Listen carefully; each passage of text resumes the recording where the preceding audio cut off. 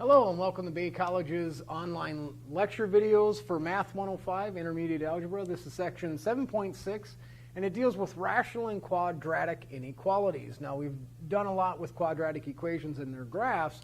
Now we're going to look at inequalities and the application to that.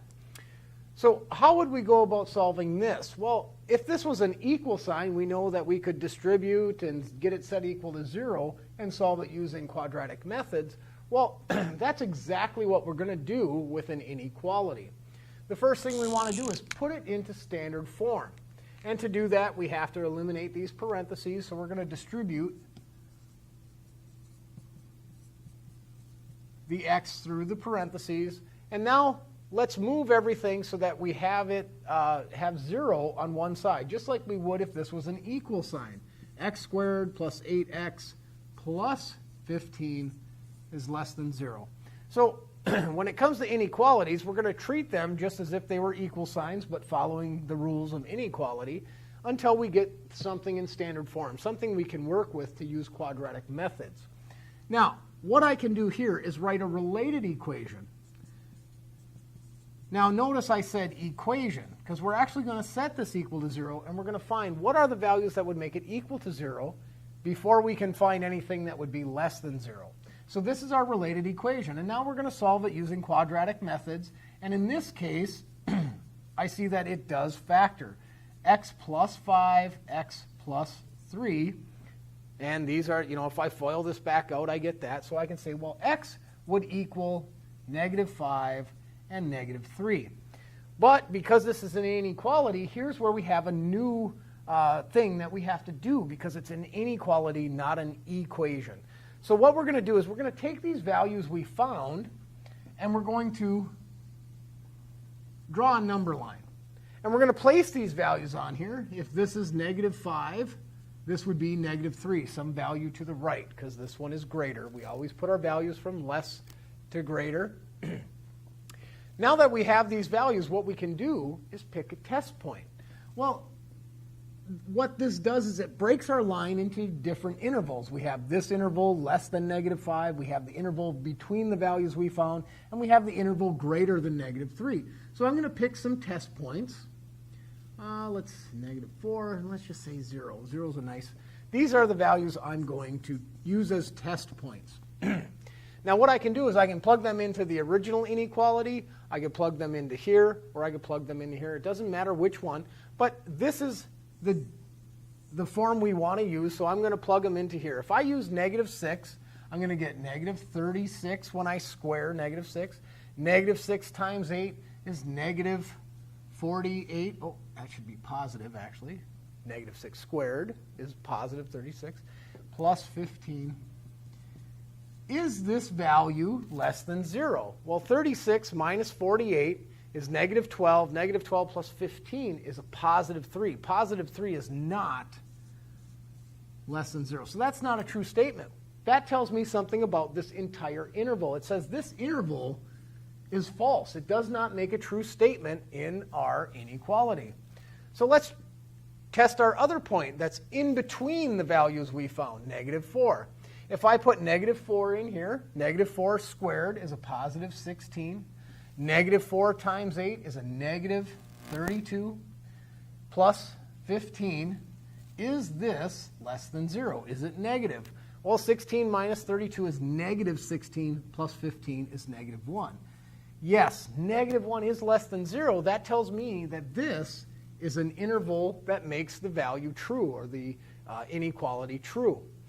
And let's just test to be sure that this interval is included or not included. I'm going to use 0, and 0 makes it nice and easy. 0 squared is 0.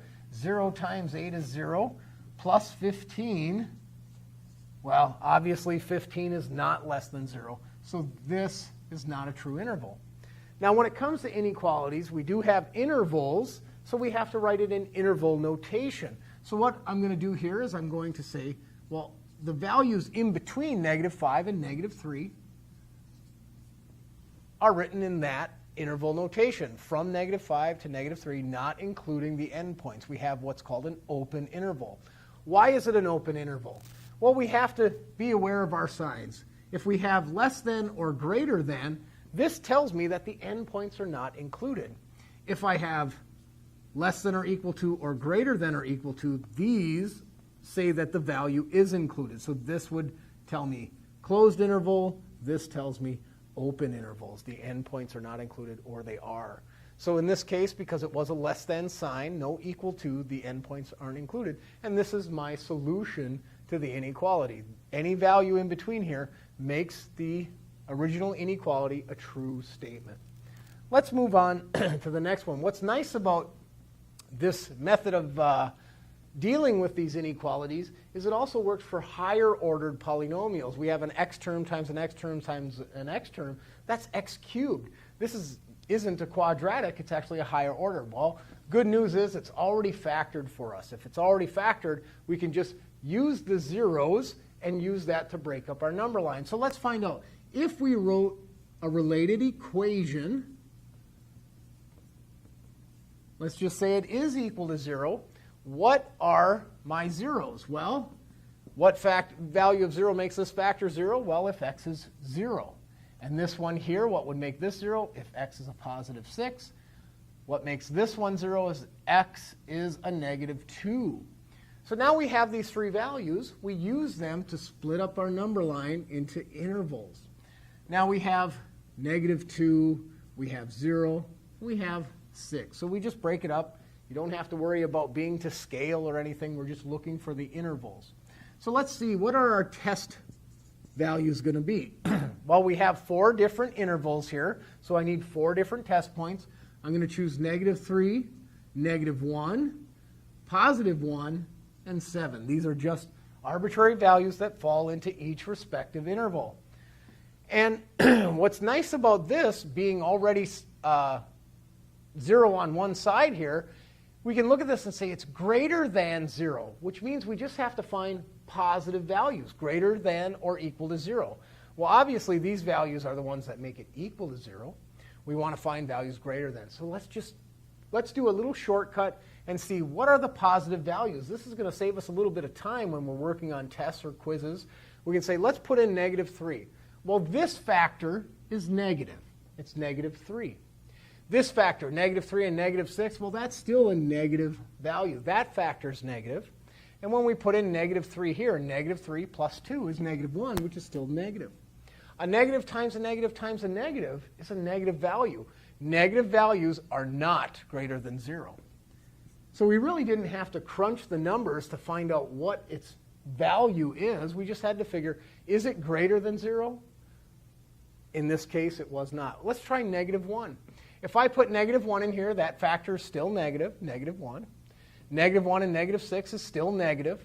But negative 1 and positive 2 is a positive 1, a positive value. A negative times a negative is positive, times a positive is still positive. This value of negative 1 gives me a positive value. Positive values are greater than 0. So I know this is an interval. It is true. Anything within these values here, negative 2 and 0. Now, let's choose 1 and see what we get. If I put 1 in here, that's a positive value. 1 minus 6 is a negative value. 1 plus 2 is a positive value. A positive times a positive is a negative value, which means it's not going to be greater than 0. So this does not work as an interval. Anything in there is not going to make that a true statement. Now let's try 7. 7 is a positive factor. 7 minus 6 is a positive 1. And 7 plus 2 is a positive. So everything's positive, so it's going to be greater than 0. So this does work. It's true, so I'm going to label it with a T. Now, I can just assess where are the intervals that make true statements. Those are my solutions. So I'm going to look at this and I'm going to say negative 2 to 0. And I use brackets because it does include those endpoints. We have that equal value in there. And because I have more than one interval, I use a union. So unite these two intervals. And here I have from 6 to infinity. Now when we deal with infinity, hopefully we recall we cannot put an infinite number of items in a box. So infinity can never be included. It has to be open. So we see this would be our solution to this original inequality. All right, hopefully, with practice, you'll get that. Let's take a look at another one. This is a rational inequality. Notice we have a fraction, a rational expression, but we have x's in the denominator. Whenever we have x's in the denominator, we have to worry about essentially domain. What is the value of x that makes this undefined? The first thing we do with these rational inequalities is just that. Find the domain and find out what value of x has to be excluded. If 2x minus 1 equals 0, then this whole thing is undefined. So let's find this value of x that makes it 0. Add 1 to both sides, divide by 2, x equals 1/2. This value makes this undefined, so we're going to exclude it. X cannot equal 1/2.